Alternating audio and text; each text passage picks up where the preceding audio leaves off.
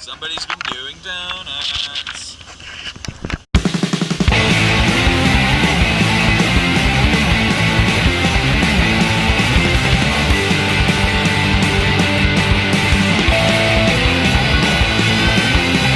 Alright, so I decided to do a complete video on how to shift in an automatic transmission. No clutch, just brake and gas, and a gearbox. Now mine's a 3-speed, so it's very easy, and I would actually recommend if you're trying to learn how to shift, be it automatic or manual, if you can find a 3-speed, it's so incredibly easy because there's pretty much no gears to fuck up. You've got first, second, third, reverse. It's easy, or even reverse, first, second, third, and you cannot fuck that up. So, what I'm going to show you first is I'm going to show you how to determine what speed you can go in each gear. Now, the way to do this is find a parking lot. Preferably, you should find one that's completely empty. Put it into first gear, and just start driving. Now, typically, when you want to shift is between 1500 and 2000 RPM. You can hear the car kind of whining right now. Ooh. Fuck you, broad. You can hear, see how now you just hear the rumble, rumble, rumble? But as I hit 1500, you can hear that whine. That whine is because I'm at the top of first gear, and it wants me to shift into second. And I shift into second, it goes back to rumble, rumble, rumble,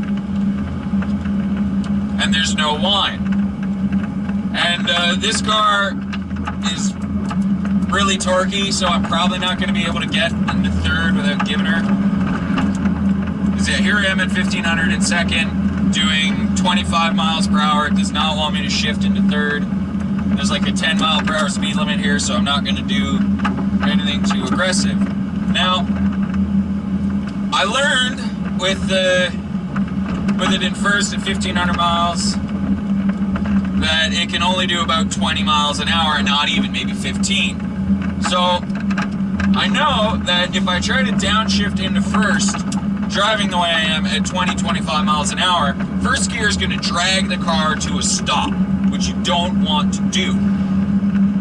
So you do not shift into first casually driving like this. And the reason I'm getting slower is because I am braking for the turning. So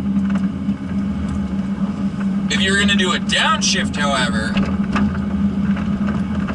when you're downshifting and you're putting power down right away, you can go faster because, like you saw before, I was doing 1520 at only 1500 RPM. There's 4,000 more RPM after that. So, obviously, it can go faster in first, just it'll be an exertion. And to do that, you'd shift into first, but as soon as you shift, put the power down. See? Jumped up to 35 miles per hour in first, now I'm back into second. And it's back to being casual. So basically, if you want to determine how fast your car can go in each gear, that's a good way to do it. Up to 1500 RPM, and I'm doing about 15-20 miles per hour in first, it wants to shift into second. And it goes high enough in second that I didn't need to shift into third in a casual driving experience. But once I'm on the road, it's going to want me to shift into third. And you're going to need to know, if you don't have a tack, when you start to hear that whine is telling you it needs to shift into the next gear, so you shift into the next gear.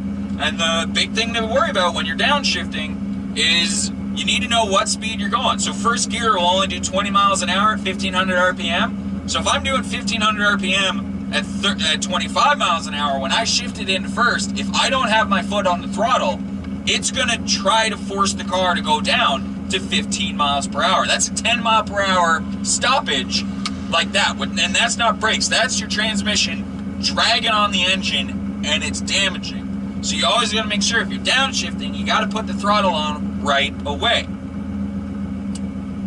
And let's face it, downshifting is fun.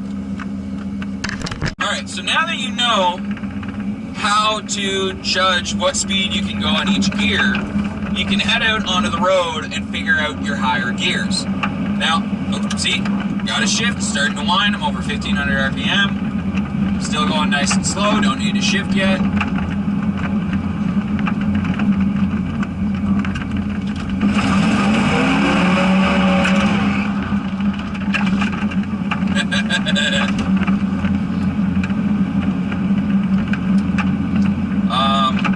was I? Yeah, still in second gear. Starting to hit 2,000 RPM. It's not wanting it, but I'm starting to feel a little resistance. Shift into third, drops down to 1,500 RPM. I'm now in third gear. And now we're approaching a steep hill. Probably don't need to downshift, but we're going to because it's fun. Like I said before, shift down, put the power on right away. Immediate throttle response. Shift back up. Now we're going to make it up this hill without any worry. And we also had some fun doing it.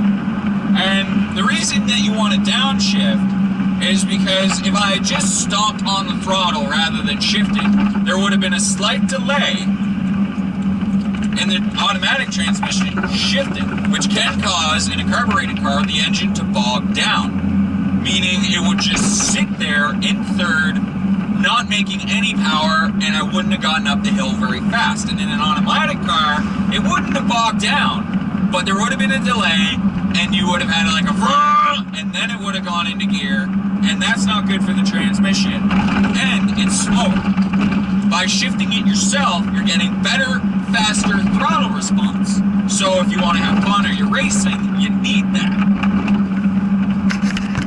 A good way to figure out when you should shift, if you put it into automatic and either watch your tack or just listen to the revs, because when it shifts on its own, it's going to go vrrr, vrrr. You're going to hear a noticeable change in volume. And this will give you a tip as to when you should shift when you're driving it manually.